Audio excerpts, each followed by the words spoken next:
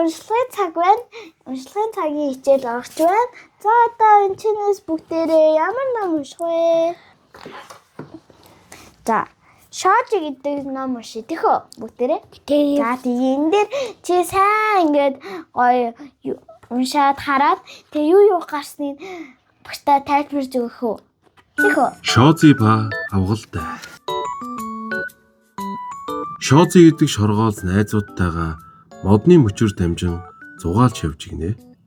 Гэтэл хин нэгэн санаа алдах сонсогдоход Шози ийш тийшээ гайхан харав. Модны мөчөр дээр нэгэн үл таних авгалтай наалдаад хөвтөж байхыг бүгд сониучхан ажиглав. Идгээд авгалтай хингэнтэл санаа алдангаа амаа буулзуулан навч идэх ажээ. Шоргоолзнууд Ямар амар ховдог юм бэ? Ямар амар царай муутай юм бэ? гэж шоолцооход авгалтай идэж байсан навчаараа нүрээ далдлан нуугдахыг хичээж гинэ. Шоргоолзнууд инээлтсээр явж чадав. Ичимхий авгалтай гунигтайгаар том нулимс бөмбөрүүлэхийг хараад Шозид иргэдэн ирэв. Тэдний өмнөөс би уучлахгүй яа. Гэсэнд Зүгээрээ. гэж авгалтай зөөлнөөр хариулж гинэ.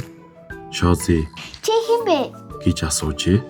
Авгалтай том алаг нүдээ эргэлдүүлэн Би хэн гэдгийг мэдгүй байна. Харин чи хэн бэ? Би бол шоргоолт. Намайг Шоожи гэдэг. Чи юу хийж байгаа юм бэ? Би навч идэж байна. гэж авгалтай хариулаад амандаа дахин навч өмглөө. Хоёулаа тоглох уу? Тэгээ та. Тэгвэл хоёулаа хөөцч тоглоё. Наава бэрээрээ. Гэт Шози хар хурдаараа гүйж гинэ. Шози модны мөчөр дамжин гүйж эргэж харуул хинч байсангүй гинэ. Буцаж ирвэл Би гүйж чадахгүй нэ. химэн авгалтай гунигтайгаар хилээд навчаа зэлгэв. Шози иврээ хөдөлгөн найрсагнаар Тэгвэл би чамайг үүрээ тоглоё л доо. гээд авгалтайг нуруунд дээрээ үүрэн мөчөр дамжин гүйжлээ. Түүнийг амрах зуурт авгалтаа тисэлгүй дахин нэг навч авлаа. Ийхүү Шози гүйж харин авгалтай түүний нуруунд дээр навчаа эцээр л явж гинэ. Авгалтай одоо улам хүнд болсон тул шоргоолц хөлсөө туслуулан аажуухан алхаж гинэ. Авгалтайг томорхын хэрээр шоргоолц чүү урагшилж шоргоолц авгалтай аврах том биеийн доороос арай хийн цохиж байлаа. Авгалтай бас нэгэн навчийг амтархан залгиснаа гимшингүй уртаар санаа алдав. Шоргоолцнууд тэднийг шоолж харагдсан ч Шози найзыгаа үүрч яваадаа аз жаргалтай байлаа. Тэд модны мөчөр дээр амраад найзууд алс холын үзэсгэлэн цэцгсэн мандлын зүг ширтэн сууцгаалаа. Тэнд бааш гоё агаах та. гэж авгалтай сэтгэлэн хөдлөн дуу алдав. Тэдхийн цэцгээс үнэхээр гоё юм аа. Чамайг хүсвэл хамт явах юм уу? гэж шоргоолц асуухтаа туйлдсан хөлн чичирч байлаа. Авгалтай найзынхаа духан дээрх бурзаасан хөлсийг хараад толгоос ихсэрч Яахан би хойдоо нэнд байгаа нь гоё юм шүү. гээд шүүрс алдав. Шоргоолц ядарсандаа харин авгалтай их эдснээсээ болж нойр нь хүрцгээлээ. Тэд салхины зөөлөн сэвшээ нарны элчинд бүүэлэгдэн унтцгаав. Шозиг сэрхэд авгалтай алга болчихсон байв.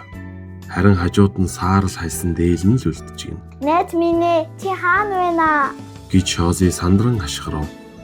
Тэгээд ийш тийшээ гүн хичнээн хайсан ч авгалтайг олсонгүй. Шози найзыгаа санан уйл суутал нэгэн үзэгсэн шар ирвэхээ далавчаад ивсээр дэрэгдэн ирэв.